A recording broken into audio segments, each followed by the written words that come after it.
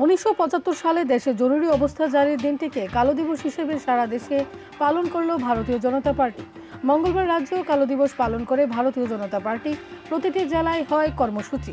এদিন সকালে ধলাই জেলার উদ্যোগে সুরমা বিধানসভার সালেমা কমিউনিটি হলে ভারতীয় গণতন্ত্র ও সাংবিধানিক মূল্যবোধ রক্ষার জন্য লড়াই করা মহান বীরদের আজ স্মরণ করার কর্মসূচি গ্রহণ করা হয়।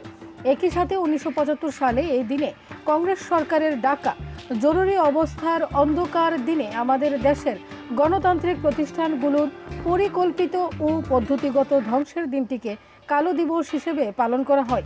এই কর্মসূচিতে উপস্থিত ছিলেন পাবিয়াছড়া বিধানসভা কেন্দ্রের বিধায়ক ভগবান চন্দ্র দাস, ছিলেন স্থানীয় বিধায়িকা স্বপ্না দাস পাল সহ অন্যান্যরা।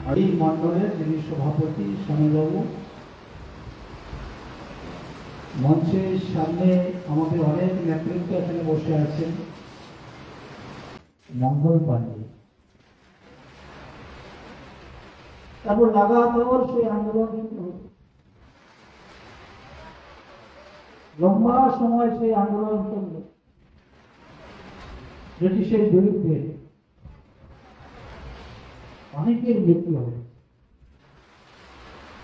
অনেক কারাবরণ করেছে।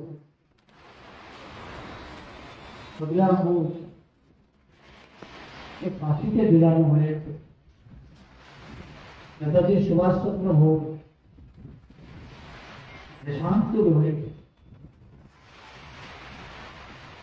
অনেক রক্তের বিনিময়ে, অনেক লড়াই সংগ্রামের পর আমরা মুক্তি পেয়েছি, স্বাধীনতা পেয়েছি। আজকে আমরা বলি যে আমরা স্বাধীন ভারতের নাগরিক। আমি সেই বিষয়ে খুব সংক্ষিপ্ত ভাবে। ব্যুরো রিপোর্ট, দৈনিক প্রহর।